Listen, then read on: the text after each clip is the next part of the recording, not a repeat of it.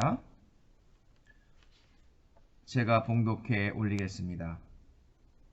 마노아가 여호와의 사자에게 말하되 구하옵나니 당신은 우리에게 머물러서 우리가 당신을 위하여 염소 새끼 하나를 준비하게 하소서 하니 여호와의 사자가 마노아에게 이르되 네가 비록 나를 머물게 하나 내가 내 음식을 먹지 아니하리라.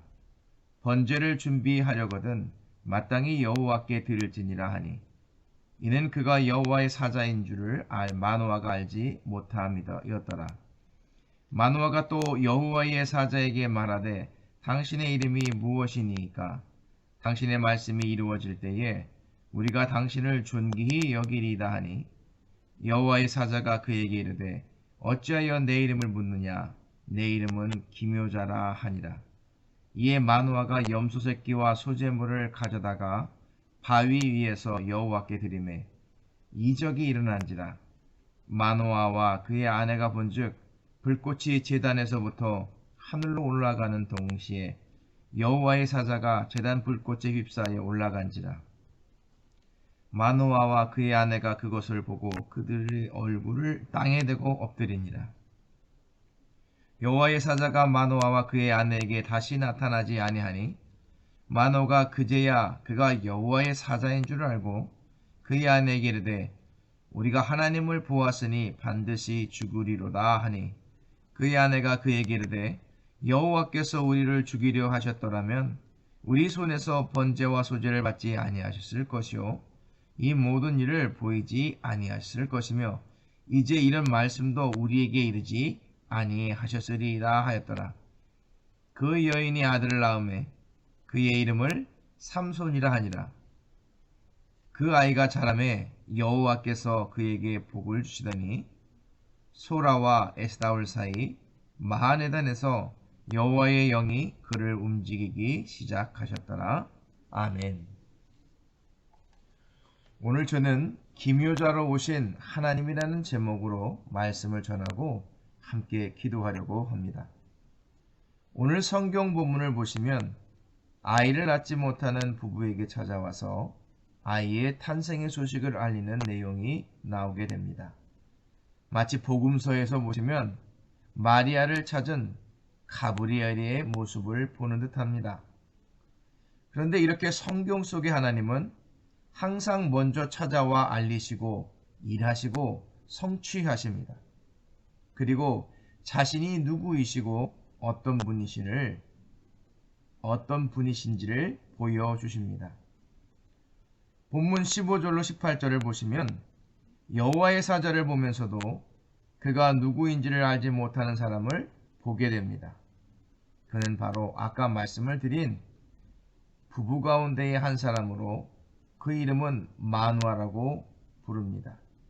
이 마노아는 여호와의 사자를 만나고 있으면서도 그의 정체를 잘 알지 못합니다. 그래서 마노아는 고대 근동의 관습상 낯선 나그네라 할지라도 집 근처에 나타나면 불러들여서 음식을 대접하고 숙소를 마련해 주었기 때문에 두 번이나 나타나 놀라운 소식을 전한 자를 대접하는 것은 이상한 것이 아니었습니다. 그래서 마노아는 여호와의 사자에게 번제를 드려서 자신과 아내가 염소 새끼를 준비하여 대접할 수 있게 좀 더 머물러 있어달라 요청합니다. 하지만 여호와의 사자는 더 머무를 수는 있으나 음식은 먹지 않겠다고 합니다. 그리고 번제를 준비하려거든 마땅히 여호와께 드리라 하며 마노아의 부적합한 말과 행동을 바로잡아 줍니다. 이에 마노아가 여호와의 사자에게 말하되 당신의 이름이 무엇입니까? 하고 묻습니다. 그러자 여호와의 사자는 어찌하여 내 이름을 묻느냐 말하며 그 이름을 기묘자라고 합니다. 하나님은 기묘자라고 하는 이름처럼 하시는 모든 일에 이해하기 어려운 놀라운 사건이 많습니다. 특별히 사자 기드온과의 사건도 기묘한 일입니다만 신약에서 나타난 성육신과 십자가, 부활에 대해서 하나님이 일하심은 인간의 이해와 생각을 뛰어넘는 일입니다. 그러한 분이 저와 여러분과 함께 계신다고 하니 이 얼마 얼마나 놀라운 일이며 또 얼마나 신비한 일입니까? 그렇습니다. 불임의 부부에게 나타나신 하나님은 저와 여러분 가운데에 함께 하시며 놀라운 구원을 이루고 계시는 것입니다. 그러므로 우리의 인생 가운데에 기묘자로 함께 계시며 일하시는 주님을 바라보고 기대하는 저와 여러분이 되시기를 예수님의 이름으로 축원합니다. 19절로 23절을 보시기 바랍니다. 여기에 보면 마누아는 하나님께 제사를 드립니다. 그런데 갑자기 놀라운 일들이 나타나게 됩니다. 불꽃이 제단에서부터 하늘로 올라가는 동시에 여호와의 사자가 제단 불꽃에 휩싸여 올라갑니다.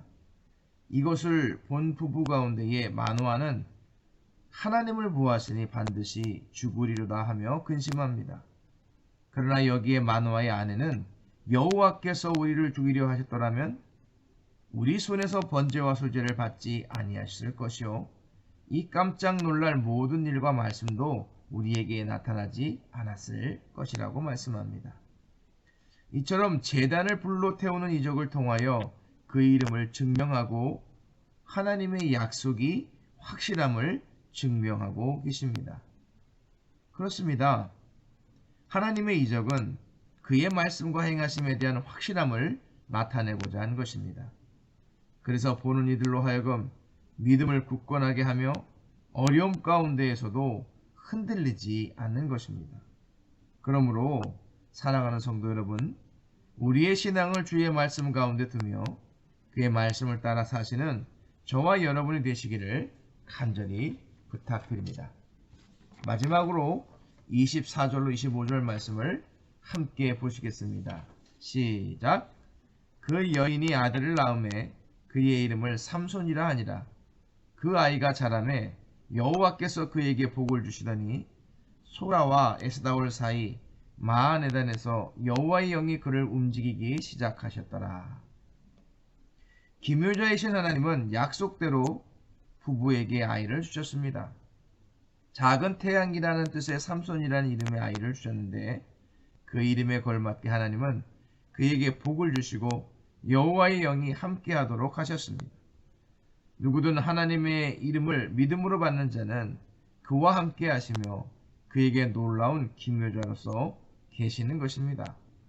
그 하나님은 변함이 없으시고 또 그 구원을 이루어 가시는 것입니다.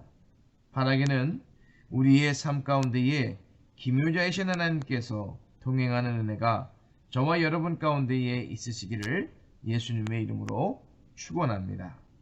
기도하겠습니다.